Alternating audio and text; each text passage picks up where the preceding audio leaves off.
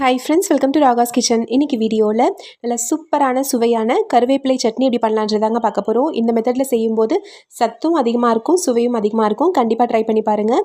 இப்போ இந்த டேஸ்ட்டான கருவேப்பிலை சட்னி செய்கிறதுக்கு ஸ்டவ்வில் ஒரு வாணலி வச்சுக்கலாங்க. இதில் 2 டீஸ்பூன் அளவுக்கு எண்ணெய் விட்டுக்கலாம். எண்ணெய் நல்லா சூடானதும் 1 டேபிள் ஸ்பூன் அளவுக்கு உளுத்தம்பருப்பு, 1 டேபிள் ஸ்பூன் அளவுக்கு கடலைப்பருப்பு போட்டுக்கலாம்.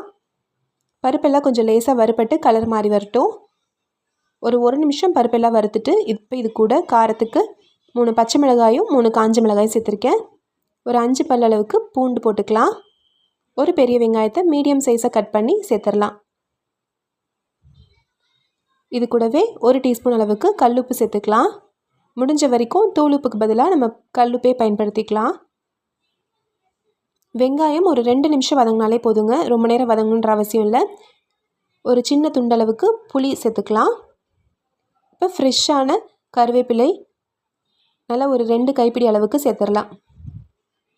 கருவேப்பிலை சேர்த்து ஒரு 2 நிமிஷம் மட்டும் வதக்கிக்கோங்க. கலர் மாறக்கூடாது, இது பச்சையாக அப்படியே இருக்கணும். அப்போ தான் நமக்கு சத்தும் அதிகமாக கிடைக்கும், நல்லா டேஸ்ட்டும் சூப்பராக இருக்கும்.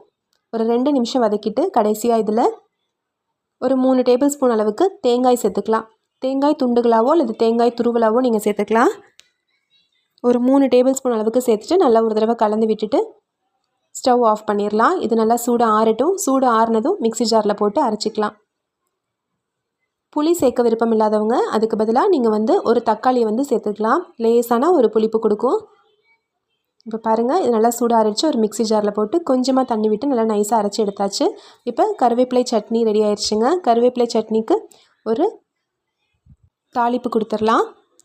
ஒரு 2 டீஸ்பூன் எண்ணெயில் 1/2 டீஸ்பூன் கடுகு, கொஞ்சமாக உளுத்தம்பருப்பு, பெருங்காயத்தூள், ஒரு காஞ்ச மிளகாய் இதெல்லாம் சேர்த்து பருப்பெல்லாம் நல்லா கலர் மாறி வரட்டும்.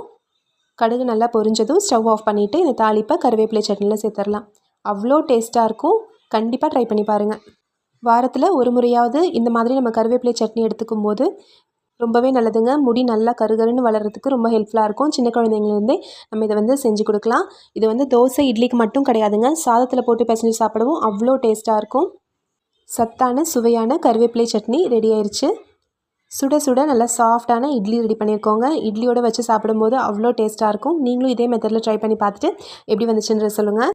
இந்த ரெசிபி பிடிச்சிருந்துச்சுன்னா நம்ம சேனல் ராகாஸ் கிச்சனில் ஒரு லைக் கொடுங்க. ஃப்ரெண்ட்ஸ் கூட இந்த வீடியோவை ஷேர் பண்ணிக்கோங்க. நம்ம சேனலை சப்ஸ்கிரைப் பண்ணி வச்சுக்கோங்க. தேங்க்யூ.